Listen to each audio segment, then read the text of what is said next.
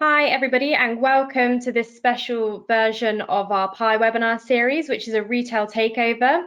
So I'm very pleased to have with me today two amazing guests.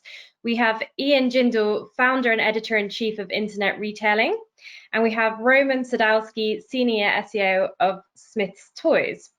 So it's very obvious why we wanted to do a retail takeover for this quarter. There has been so much happening in retail this year already, and there are multiple different predictions about what's going to happen for the rest of the quarter. So before we begin, I just wanted to give our two guests a chance to introduce themselves and validate themselves as retail experts. So Ian, did you want to go first? Oh, no pressure. Morning. Hi, Sophie. Hi, Roman. Lovely to be with you. So Sophie said it all. I'm the founder and editor-in-chief of Internet Retailing, but I also run RetailX, which is our research business. And we have been tracking around 144,000 retail and brand fascias for the last 6 years and measuring around 300 metrics. We rank them every year into the European top 1,000, UK top 1,000, brand 500, etc., etc. So it's a pleasure to be here and see Sophie's sides, hear from Roman, and just give some views and responses over this most unusual of peak quarters. Great, thanks Ian. And Roman? Hi, good morning to both of you. Thank you very much for having me. My name is Roman Sadowski and I am an SEO lead for Smyths Toys Superstores. I have been in SEO since, 2004, I want to say. I have been working for Smyths Toys since 2014, so I was lucky enough to witness and be part of our expansion to UK in early years and 2 years ago into European market after we acquired European operation of Toys R Us. That was almost 2 years ago now. So lots of transformations, very fast-paced environment for us. So very, happy to be part of that. Other than SEO, I am responsible for on-site search optimization for all the websites and web analytics and tracking. So that's me. Wow, so a pretty expansive role and probably in an industry that's just going to get busier for the rest of the quarter, being crucial for Christmas presents. We hope so. I'm sure it will be. So thanks both for the introductions. I just wanted to start with a bit of context around what we've seen in our own data and data from other sources for the year so far. So if I quickly start with this chart from the ONS. So here we can see internet sales as a percentage of total retail sales going back from 2006 to present day. And you can see here the steady rise going up to around 10% in 2013 and staying around 20% for the past couple of years. And what we saw over lockdown, obviously because of the restrictions put on bricks and mortar stores, was the huge percentage share rise of retail online revenue, which perhaps isn't surprising. There were limited options for shoppers apart from shopping online. But what I find really interesting is this hasn't yet returned back down to normal revenue share levels. So obviously, if you're going to succeed in e-commerce, now is going to be a more crucial time than ever. We've seen multiple different predictions about what will happen over the rest of the year and what has happened so far already. So particular points of interest for us when we were looking at our data was seeing a 65% increase in electrical searches between Q2 2019 and Q2 2020, which was huge. And I think we saw peaks for some products far bigger than even Black Friday last year. We also saw this 75% increase in homeware searches, which hasn't seemed to go down. I think we saw a press article the other day that patio heaters now are 400% up on revenue versus last year. So people are obviously stuck at home thinking about the products that they can buy to home entertain, both in summer and now we're coming into autumn, winter. We have some opinion pieces on LinkedIn, and I think what you can see from all of this really is just a complete array of different predictions of what's going to be happening for the rest of the quarter. We have Mike Hancock from Yodel saying it's been like Christmas for the last 6 months for them. So people are massively ordering online and having delivery on a daily basis. I don't know what it's like in your households, but we seem to be getting deliveries here on an almost daily basis. We have people saying that we think sales will be massively up and we'll see a double peak for the rest of the year. But also we have more nuanced predictions like Alina from Amara saying there'll be less need for next day delivery. So I think what we can see from all of this is no one really knows what's going to happen for the rest of the quarter. So this is where I'm super interested to hear from both Ian and Roman about what you think the rest of the quarter is going to look like for retailers. So maybe Ian, if we go to you first. Yeah. What's it going to be like? What's going to happen for the rest of the year? Use your magic prediction. So I think it's going to be a very busy quarter for people in what I would call product-based retail. If you're in obviously entertainment or services, travel, very, very challenging. But consumers are very focused on Christmas. It's instead of being locked in the house with your family, this is now supposedly fun family times. I was trying to make the most of it. It's also time for gifting. The new things we're seeing, though, is a rise in self-gifting. I deserve it. A little treat for me to make up for these months of being locked at home. But also we're seeing a diversion of spend. So people are saving a lot of money by not paying their monthly travel. They're saving money by not spending £10 a day on lunches and lattes and so on. So that money, if you have a job and if you're relatively confident that job is still going to be there in January and March, you're going to be diverting that spend, home gifts, self-gifting. However, there's a total chasm then for other people who find their jobs at risk, very sadly, who don't have confidence that there's going to be a new normal. And for those, it's not a case of, oh, I'll just tune things back. They are just turning off spending entirely. So it really is going to be, I think, a peak season of the haves and the have-nots, the self-spenders and the savers, or people who are trying to hang on to cash. And that's going to be, I think, the story of peak. For e-commerce professionals, I think, as Mike said, it is Christmas every day, but it's not the same old Christmas, in that we're not going to have this big peak where you're betting everything that you'll sell enough product in 12 days to pay the bills of 2021. Sustained peak activity. We're also seeing a shift in delivery expectation. Now, some of this is because of capacity. There are no more couriers to deliver things any more quickly. But more importantly, we're all at home all day. So those dead spaces where no one wanted a delivery between, say, 9:30 and 6:30, all of a sudden, hey, I can't wait to see the DPD guy and catch up with Mehmet, see how his life is. Everyone's happy with that. So in grocery and in normal products, I think delivery, the excess availability is absorbing some of the excess demand.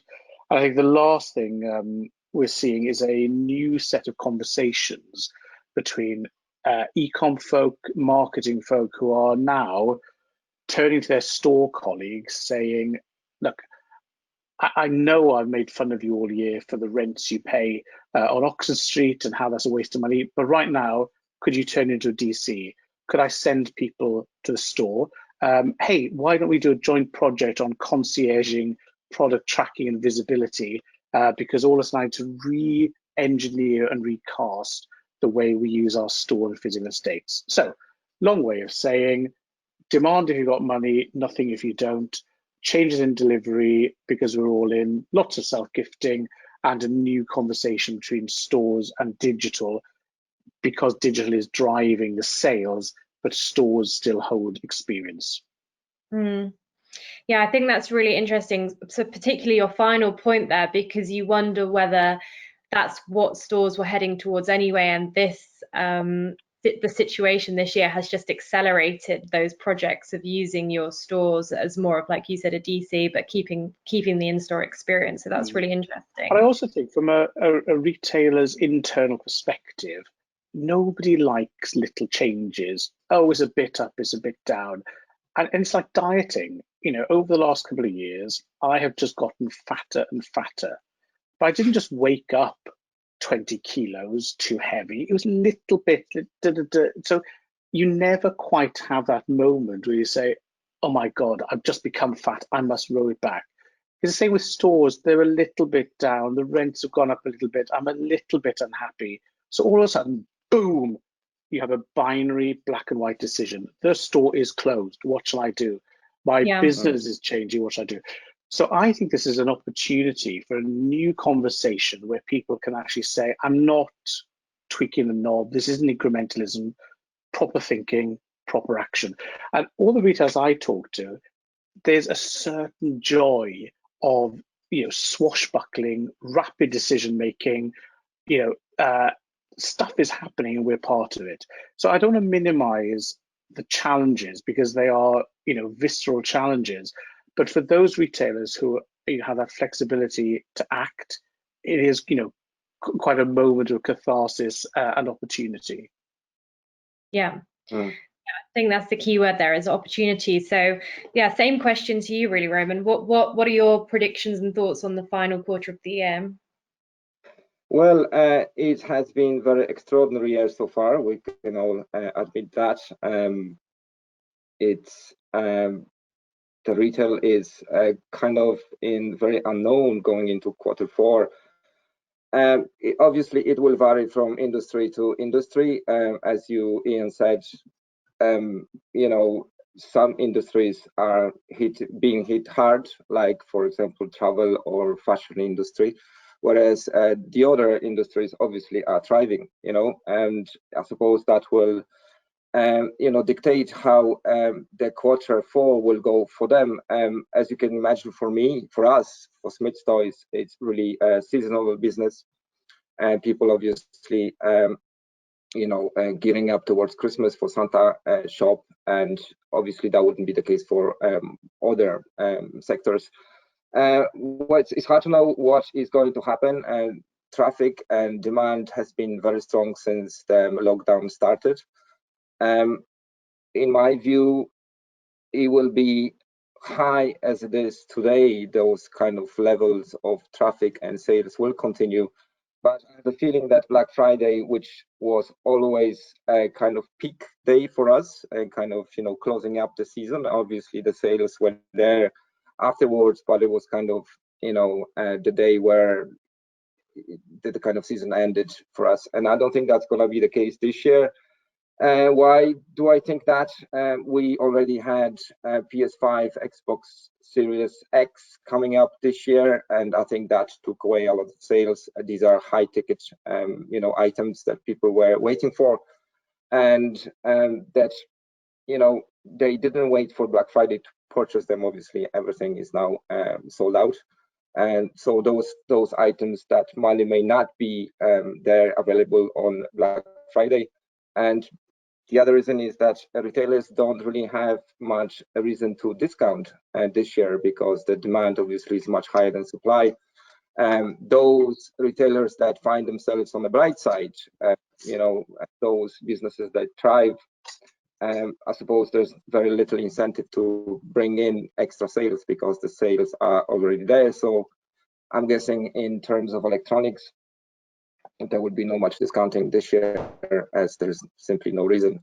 Other factors will drive quarter four are, as you said, Ian, disposable income. I suppose we can divide that into two groups: people that have ball of cash left, you know, people who now work from home, they don't need to travel, they don't need to spend money on childcare, or other kind of, you know, normal expenses that they would have, you know, with normal lifestyle, though that money is now being saved.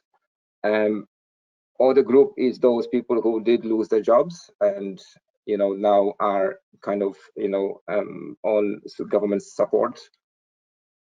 I'm guessing those people do not have disposable income at the moment. It's hard to know what is going to happen with furlough when it ends in UK.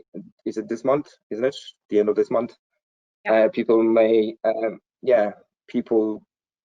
I'm thinking that they perhaps will run into kind of unknown what is going to happen with government support later on. How about we go into the second lockdown?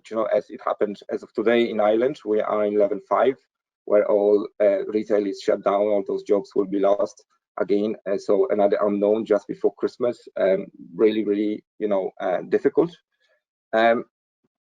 So two groups, people who have disposable income and they will spend money before Christmas, whereas the other group may not. So it's hard to know what is going to happen. In our niche, in our industry, we expect, well, this is only my opinion, a little bit of speculation, that the current level will stay up, but Black Friday will just won't happen.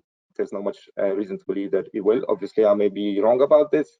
All predictions for this year, Q1, 2, and 3 were ahead of expectations. So if this trend continues, we may actually see stronger growth going towards the Christmas. So overall, overall difficult to predict. Lots of kind of contrary information out there. I just hope that it's going to work out after all. Roman, can I just ask you about discounting? We're seeing that discounting is very low at the moment, but that's not across the board. So some places that were caught out, they shut their stores when it was spring, and now it's winter, so they have the wrong stock in the wrong place. But overall, people who've got continuity product are saying, I just don't have the stock and I'm not going to be discounting. So what's your top tip? I don't want to ruin your sales plan, but are you going to be holding firm and maxing your margin? And is that because you can or because of product availability? Not 100% sure. I'm guessing we struggle to stay in stock. Obviously, that is driven by supply. The supply chain hasn't been as strong. Obviously, the COVID is affecting everybody along the way. Maybe, yes, I suppose, because our stores are not closed. It's wise to maximize the margin at point number 1. Point number 2 is there's so much demand out there that it's whatever you have in the warehouses you will sell anyway. Good. So obviously this is only my point of view. All the industries would have probably different dynamic. Like for example, I'm thinking about fashion industry where that stock is much more seasonal than ours, and perhaps those retailers would have more incentive to get rid of it by discounting it. So again, it varies from industry to industry. It's a really hard call. Yeah. I think that's really important on the fashion perspective, because whilst we have seen an increase in demand across electricals and entertainment type products, fashion is obviously one of the areas where particularly the types of products that are selling is shifted hugely. So an example we're using at the moment is we saw over summer a massive decrease in any kind of occasion wear or summer dresses or wedding dresses, obviously, and now we're seeing the same. We would have usually seen a peak by now for Christmas party dresses, party outfits. So have you seen similar kind of changes in consumer behavior of the types of products they're looking for on your site, or did you already have a kind of first increase during the start of lockdown when people were obviously trying to keep their children entertained?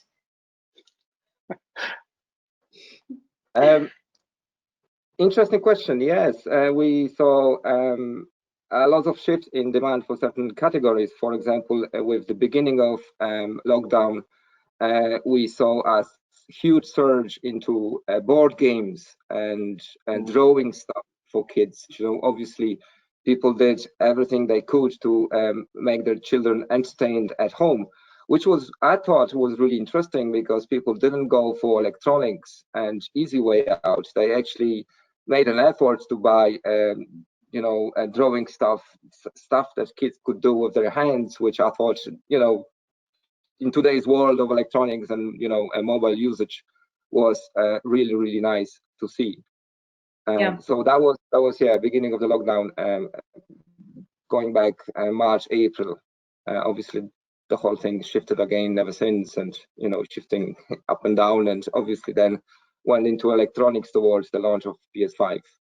Yeah, so, I think that's a really good point as well, that COVID, I guess, hasn't happened in the context of nothing. There were already changing trends pre-COVID that was changing consumer behavior. So a big one that we've talked about a lot is there's sustainability, and also a move away from social media, electricals. Need to learn how to say that word, for young people, so they're not constantly on their devices. So there were all these topics that were emerging already. So that's another reason, I guess, why Black Friday, it's been speculated that it might not be as big as previous years, because people are not as keen. Well, some people, I think there's a changing shift in behavior. They don't want this mass kind of consumerism and loads of plastic and things like that. So what are both of your opinions on that? Ian, do you have a viewpoint on that?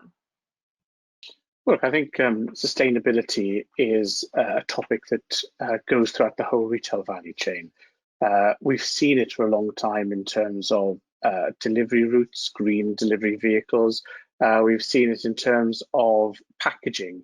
And these really are the sort of visible points within the retail chain where customers see the waste. But we're also seeing an increased demand for clean, healthy, bio, etc., products themselves. People are interested in not just the fair trade aspect, but can I be certain that the premium for fair trade is getting through to the workers, etc., is the investment being made? So every aspect of the supply chain is now under scrutiny, and I think there's a growing awareness. The bad thing for retailers is that in all customer surveys, they will say simultaneously that yes, this is a priority for me, but really it's the retailer's problem. So there are some people who will take a small premium, but mostly the conversation is, look, you made the problem, you have to solve it, prove to me that you have to earn my money, and by the way, make it easier and no more expensive. So this is the squeeze, I think, that retailers are in. Certain brands are leading on this very carefully, but we're also seeing other parts of society and retail step up. So we're seeing the carriers get together to make improvements in route efficiency and carbon impact of delivery. We're seeing the packaging industry make massive strides in terms of material development, but also packaging design. We're seeing a move for packaging recycling. So there are many, many things happening. And I think this is a case where there's no one single, authority. In fact, we're doing a research piece on sustainability at the moment, and I spoke to my head of research, and we found 174 different valid sustainability standards. So everything from lighting and electricity use in your warehouse through to recyclability and end of life. So a complex, multifaceted area, very important to consumer, but the onus really is upon retailers and brands to make it possible, easy, and then profitable. Yeah. And has this impacted Smyths Toys, Roman, and how you're operating and how you're thinking about the discount period, or is it something the business is considering? Yeah, definitely. This is a very interesting topic. Overall, I suppose that's going back to 2 decades ago, I suppose, where it was kind of on the rise, and then this property crash kind of put it on a back burner altogether for many, many years. And then it was kind of, I have a feeling that the COVID this year and probably next year is going to again affect it a little bit more. But for Smyths Toys, yeah, we always try to, look out for ways to get more efficient, better, and more greener. Yeah, definitely something that the company is thinking about. As as Ian said, this is the retailer's responsibility, and if we don't do that, who will? suppose, you know. So yeah, definitely something on agenda. Good. Well, I think if we move on a little bit now, I think as well as talking about the predictions and the situation for the rest of the year, it's good to reflect on lessons learned from the beginning of the year. So we've seen retailers react to the COVID situation in a multitude of different ways. So have either of you seen kind of standout behavior that you think has worked particularly well from retailers and has gained customer loyalty and customer trust? And if so, are you happy to give us a bit of an overview of that? It might be some good advice and some lessons learned in there for the listeners to this webinar. Either of you, Ian, you go first again. We've been looking quite carefully at the grocers and their rise, you know, from people fighting over price point to national treasure status. So this has been a combination of the impact they have. Food is non-negotiable, so they've been very much front of mind. But the way they have, you know, flexed their people and the character, and I think the care and consideration for their people and customers has really come through. That's been fantastic to see. But also the way that they flex their business model rapidly, you know, with commitment. And I think that has changed the perception in the public's mind of grocery as a sector. And you know, we've been doing a consumer confidence monitor since the start of the pandemic. And what's interesting is that the grocers as a sector are the ones who are now seen to have responsibility to society, to be treating their customers well, to be treating their staff well, and overall gaining very, very high levels of recognition for the work they've done. So I think that's a fantastic thing to see. We've also seen people in the hospitality sector getting a lot of sympathy on the one hand, but also respect for the way that every week, you know, there's a new regulation, lockdown, lock in, lock out, 5, 6 tables, whatever. The way that they have flexed around that has been seen as, you know, a bit of Dunkirk spirit. So I think those two sectors have done very well indeed in the public's eye.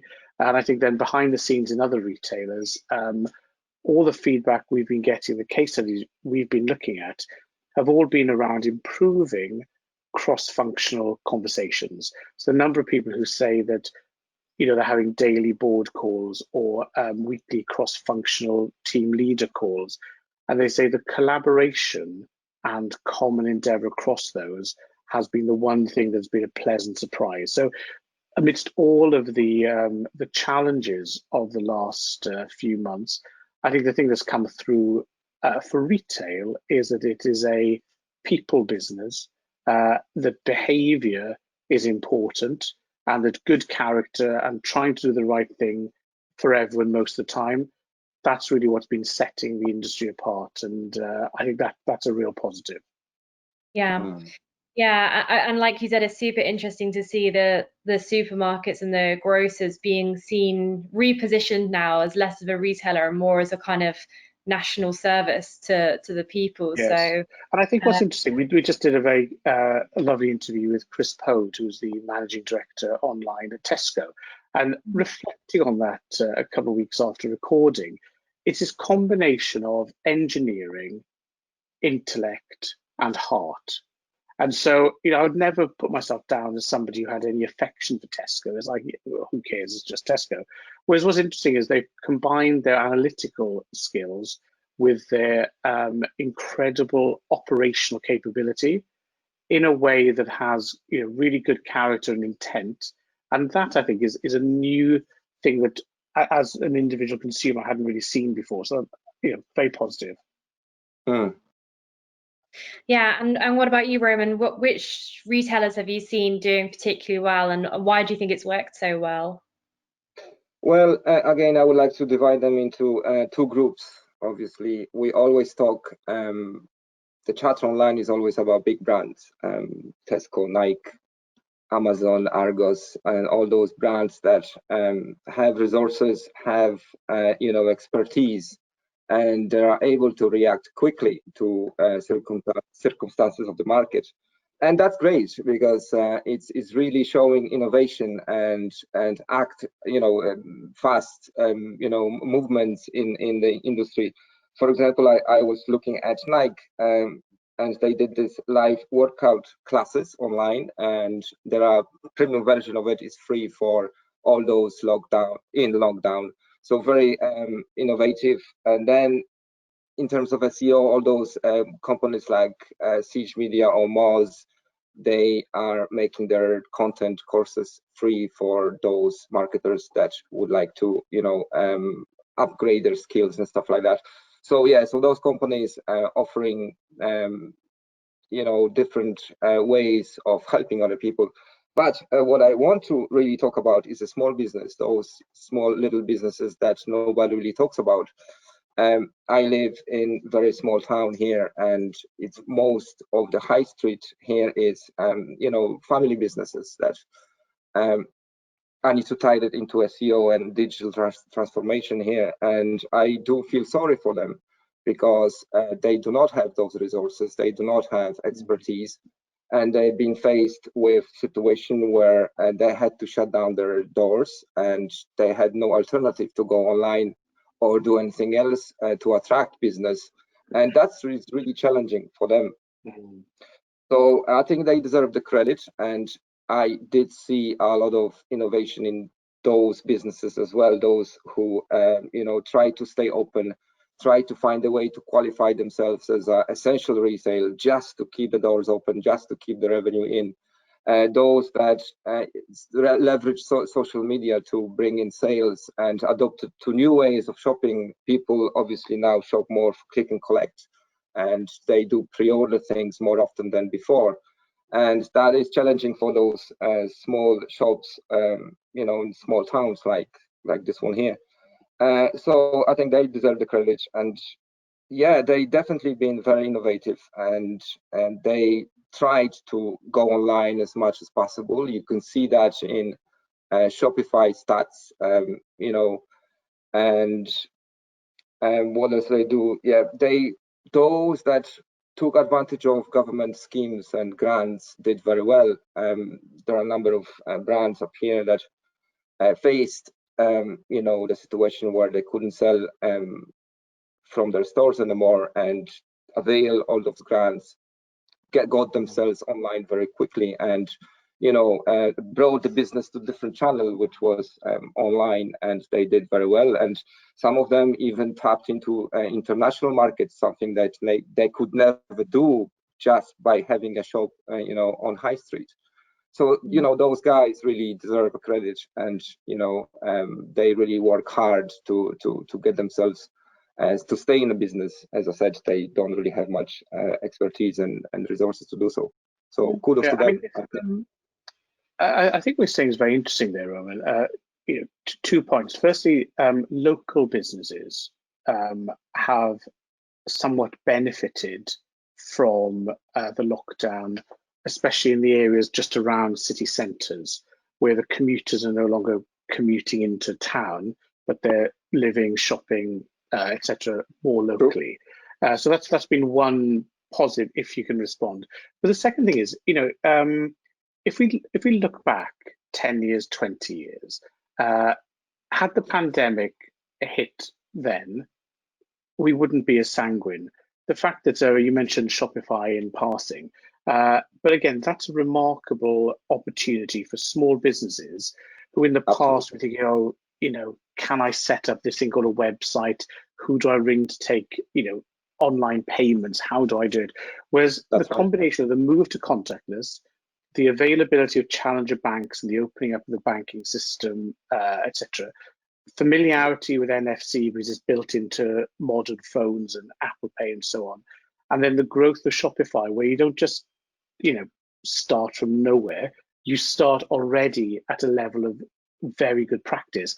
It means you can go with limited technical knowledge, just the will to make it happen, in the space of a fortnight, from a local butcher who just had passing trade and a few locals to an online trading monster, with click and collect, digital payments, etc., etc. And I think this is one thing that we should look back on and think, revolutions are a very long time coming, but as soon as they're in the rearview mirror, you think, oh God, that just happened. But there has been a case of increased tools, increased ability to use the tools, and an increased acceptance and readiness by the consumers. And I think when we look back on this, we will see how positive that new capability has been, and a real jump towards digital consumerism in Britain rather than simply an add-on. Absolutely. I think we are very lucky to have this technology at the tips of our fingers that we can tap in, as you could say, as you said, get us up and running, overnight online with our stock, and that saved lots of businesses in the last year. And it's been great, that's for sure. And I just want to add to the fact that the local was one of the trends that I've seen since the beginning of the lockdown, where people are more aware how they spend the money, where they spend the money, and the local businesses did benefit from it, because people tend to move. It looks like they're moving into spending money in local economies more than anywhere else. Maybe it's a safety thing because those products are being handled less, right? So maybe people are afraid that they're gonna get infected by COVID-19 by buying products that were manufactured or produced elsewhere and traveled through supply chain that much. Therefore, they're kind of more risky. I don't know, but I suppose also people are more aware of where they spend the money, and this every pound that you spend in a local shop, in theory, should be more used and stay in a local community more than the pound that you spend on Amazon, right? Yeah. So I see that happening as well, which is very positive. So I think all this, all in all, and this pandemic, I think open loads of eyes, and people did realize what kind of habits they had in terms of spending and their behaviors in shopping. There will be a rising opportunity for those who wish to take it or wish to turn it into that for the local trend, like you said, Roman. I mean, we're seeing in all sorts of different ways how consumers are becoming more conscious with their purchasing, and this has obviously been accelerated in the recent months as well. So both hugely interesting points there. So thanks for that. I think as we're kind of coming to a close for this, it would be great if we could get a few top tips from the experts, I guess. So what's advice or takeaway would you like to give if you kind of had one golden gem of advice for the listeners out there? Roman, do you want to go first? What would be your top tip for Q4? Yeah, top tip for Q4, if you are a small business and if you find yourself with your shop being closed, go online and take advantage of government support, take advantage of technology, and make sure that you bring in revenue, through other channels. Your website is now your window, your shop's window. So do anything you can to get yourself online, leverage social channels to make your customers aware what you're doing, make sure they find you. For bigger brands with already established websites, I would like to I think schema, I need to tie that into SEO, obviously. So deliver the promise, stay in stock. It is going to be very challenging to do so. You can leverage technology again online. Look into schema markup online to deliver and pass that message online.